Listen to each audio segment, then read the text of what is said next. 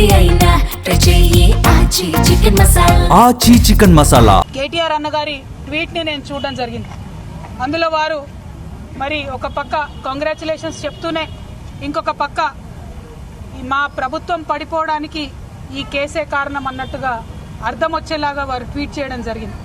ఇవాళ నేను పొద్దున్నుండి BRS party social media ఏదైతే అనేక రకాలైనటువంటి కమెంట్స్ చేస్తూ ఉన్నారో, ఏదైతే మొత్తం బీఆర్ఎస్ పార్టీ ఇక్కడ రాష్ట్రంలో ఓడిపోవడానికి ఈ కేసే కారణమని ఒక ట్విస్ట్ ఇచ్చే ప్రయత్నం చేస్తూ ఉన్నారో, వాళ్ళందరినీ కేటీఆర్ రామారావు గారిని సూటిగా నేను ఒక ప్రశ్న అడుగుతా ఉన్నా. నా మీద కేసు పెట్టింది ఎందుకోసం? పార్టీ కోసం కాదా? ఈ మాట కేసీఆర్ గారు చెప్పలేదా? మరొకవేళ నా మీద కేసు పెట్టింది పార్టీ మీ అందరికీ తెలిసి ఉంటే ఇవాళ మీరు ఏదైతే ట్వీట్ చేసిండ్రో అది నిజమే అయితే నేను జైలుకి వెళ్లేంత వరకు కూడా ఒక్కసారి కూడా మీరు ప్రెస్ మీట్ పెట్టకపోవడం ఎందుకు? కేసీఆర్ గారు ప్రెస్ మీట్ పెట్టకపోవడం ఎందుకు? ఇంకా పెద్ద నాయకులు ఎవరు కూడా మాట్లాడకపోవడం ఎందుకు? అంటే ఆనాడేమో నేను ఒంటరిగా ఫేస్ చేసుకోవాలి, పార్టీ సోషల్ మీడియా కనీసం సపోర్ట్ చేయదు. ఆనాడు బీజేపీ సోషల్ మీడియా అంతా నేను అత్యంత పవిత్రంగా 9 రోజులు అన్నం మెతుకు తినకుండా బతుకమ్మ చేసే వ్యక్తిని నేను. అత్యంత పవిత్రంగా నేను బతుకమ్మ ఎత్తుకొని ఈ జాతి సంస్కృతిని చాటి చెప్పినటువంటి బిడ్డను నేను. ఆ బతుకమ్మ ప్లేస్లో లిక్కర్ బాటిల్ పెడితే బీఆర్ఎస్ పార్టీ సోషల్ మీడియా ఆనాడు ఏమైంది? మీరు ఆనాడే ఎదుర్కొని ఉంటే ఈ గతి పట్టేదా బీఆర్ఎస్ పార్టీకి? బీఆర్ఎస్ పార్టీ అసెంబ్లీ ఎన్నికల్లో ఓడిపోవడానికి నేను కారణమా? ఒక్కసారి ప్రజలు కూడా రివైండ్ బటన్ దయచేసి నా కోసం ప్రెస్ చేసి ఆలోచన చేయాలి. ఆనాడు ఉన్న అంశాలు ఏంటిది? ఇండ్లు ఇవ్వలేదన్న అంశం, ఉద్యోగాలు ఇవ్వలేదన్న అంశం, దోపిడీదారులకు టికెట్లు మార్చమని ఎంతమంది మొత్తుకున్నా మార్చకుండా వాళ్ళనే మళ్ళీ ప్రజల మీద రుద్దాలనేటటువంటి చేసిన ప్రయత్నం, ఈ అంశాలు కదా ఆనాడు చర్చలో ఉన్నాయి. అన్నిటికన్నా ఎక్కువ అహంకారం అనేటటువంటి అంశం కాదా చర్చలో ఉన్నది? ఇవాళ వచ్చినటువంటి తీర్పుని మీకు అనుగుణంగా మలుచుకొని బీఆర్ఎస్ పార్టీ ఓటమిని నా మెడలో వేయాలని చూస్తున్నారు. ఇది కరెక్ట్ కాదు. కేటీఆర్ గారు, మీరు ప్రజలకు జవాబుదారీగా ఉండాలి. You are living in a denial my dear brother. Accept the fact. Understand what has happened during that election. Take steps accordingly. Fight it out in people. Do not blame me for this. Whereas the party supported me, 3 years of the cases, did party social media support me? ఇవాళ పొద్దున్న నుండి సన్నాయి నొక్కులు నొక్కుతున్నారు.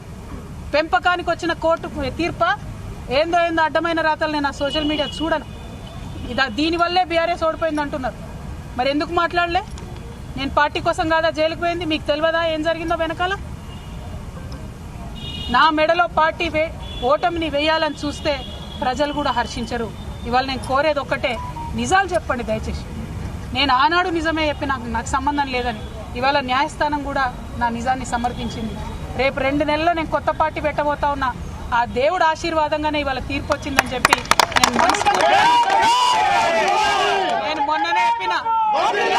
నేను మొన్ననే చెప్పిన రాజకీయం చేయాలంటే ధైర్యం ఉండాలి, ఓడిపోతే ఒప్పుకునే ధైర్యం ఉండాలి. నిజామాబాద్ లో నేను ఓడిపోయినాడు ఒకటే మాట చెప్పిన, ప్రజలు ఇచ్చిన ఏ తీర్పునైనా శిరసావిస్తా అని చెప్పిన తప్పితే కారణాలు వెతకలేదు. ఇవాళ వచ్చిన తీర్పుని దీనివల్లనే ఓడిపోయిందని చెప్తున్నారు. అన్న రాసిన ట్వీట్లో, రామన్న గారు కేటీఆర్ గారు రాసిన ట్వీట్లో కేజ్రీవాల్ గారి ప్రభుత్వం ఓడిపోయిందన్నారు. ఓడిపోయి ఉండొచ్చు, అక్కడ సంగతి నాకు తెలియదు. కేజ్రీవాల్ గారు అరెస్ట్ అయినాక ఎన్నికలు వచ్చినాయి. ఇక్కడ నన్ను అరెస్ట్ కాకముందే ఎన్నికలు వచ్చినాయి. మీరు ఫ్యాక్ట్స్ని ట్విస్ట్ చేసి సోషల్ మీడియాలో మాకు పెద్ద ఆర్మీ ఉంది, పేడ్ బ్యాచ్ ఉంది, నేను ఏది మాట్లాడినా నడుస్తుంది చెల్లుతుంది అనుకుంటే ఆ రోజులు పోయినాయి. దయచేసి నిజం చెప్పండి. నాకు ఆర్మీ లేదు, గిర్మీ లేదు, నాకు ఉన్నది గివిలే అబ్బా. ఈ పిడికడి మందితోనే ఈ రాష్ట్రంలో ఒక కొత్త రాజకీయ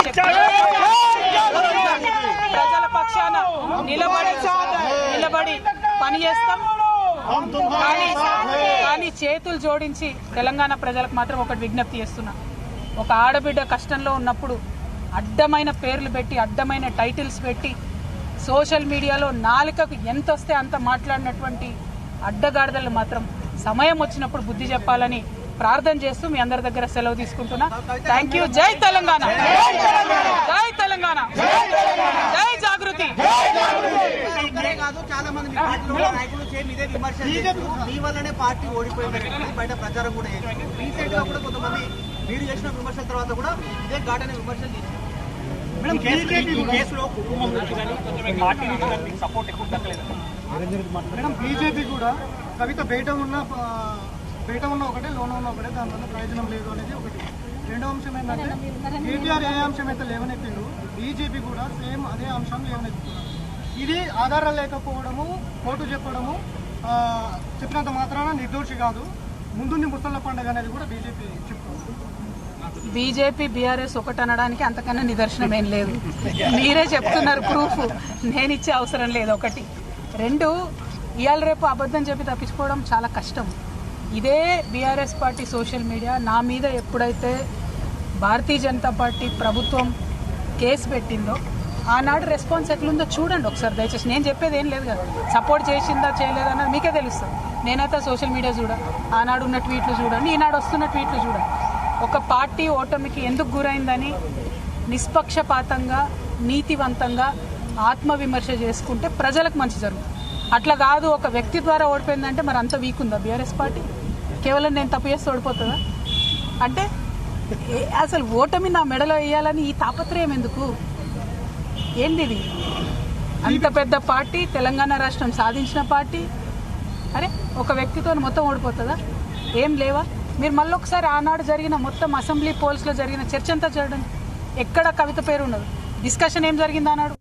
double bedroom houses, jobs, Pravallika పాప ఇష్యూ డిస్కషన్ అయింది ఆ రోజు. కవిత ఇష్యూ కాదు ఆ రోజు.